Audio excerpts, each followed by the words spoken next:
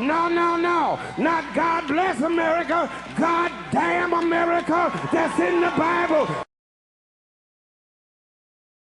Prior to Abraham Lincoln, the government in this country said it was legal to hold Africans in slavery in perpetuity. Perpetuity is one of the University of Chicago words. That means forever. From now on. When Lincoln got in office, the government changed. Prior to the passing of the 13th, 14th, and 15th Amendments to the Constitution, the government defined Africans as slaves, as property, people with no rights to be respected by any whites anywhere. The Supreme Court of the government, same court, granddaddy court of the one that stole the 2000 election, Supreme Court said in its Dred Scott decision in the 1850s, no African anywhere in this country has any rights that any white person has to respect at any place, anytime. That was the government's official position, backed up by the Supreme Court, that's the judiciary, backed up by the executive branch, that's the president, backed up by the legislative branch, and enforced by the military of the government. But I stopped by to tell you tonight that governments changed.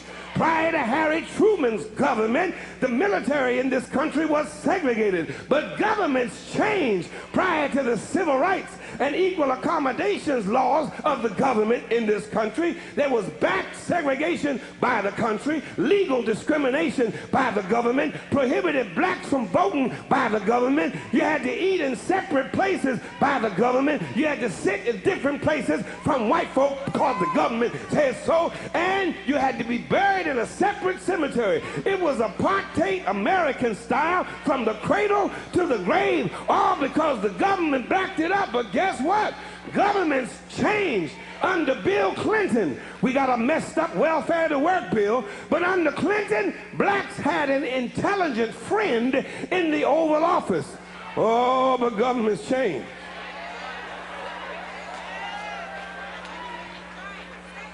The election was stolen.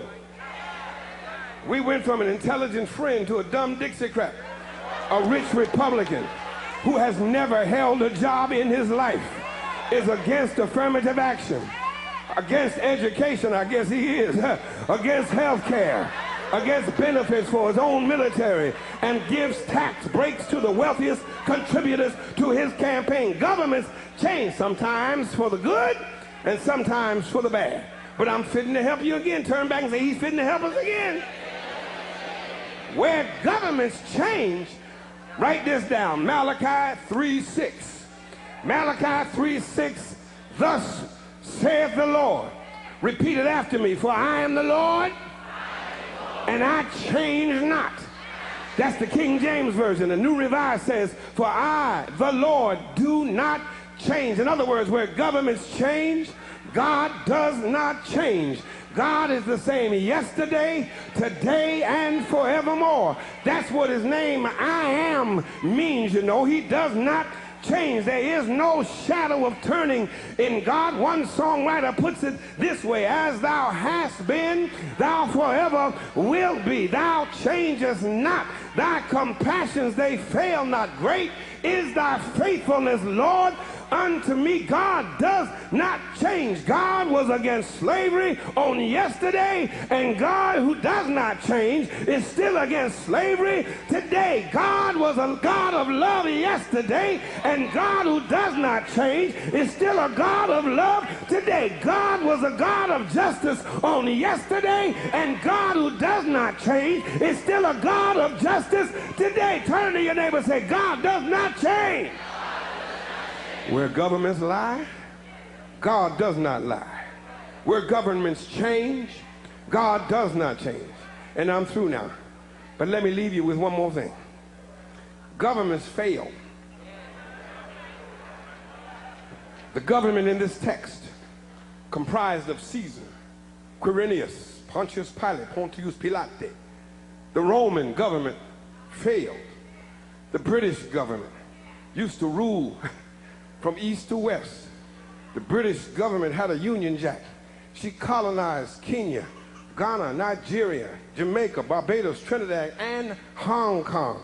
Her navies ruled the 7 seas all the way down to the tip of Argentina in the Falklands. But the British government failed. The Russian government failed. The Japanese government failed. The German government failed. And the United States of America government, when it came to treating her citizens of Indian descent fairly, she failed. She put them on reservations. When it came to treating her citizens of Japanese descent fairly, she failed. She put them in internment prison camps. When it came to treating the citizens of African descent fairly, America failed. She put them in chains. The government put them on slave quarters, put them on auction blocks, put them in cotton fields, put them in inferior schools, put them in substandard housing, put them in scientific experiments, put them in the lowest paying jobs, put them outside the equal protection of the law, kept them out of their racist bastions of higher education, and locked them into positions of hopelessness and helplessness. The government gives them the drugs, builds bigger prisons, passes a 3-strike law, and then wants us to sing God Bless America? No, no, no. Not God Bless America. God damn America that's in the Bible for killing innocent people. God damn America for treating her citizens as less than human. God damn America as long as she tries to act like she is God and she is supreme. The United States government has failed the vast majority of her citizens of African descent.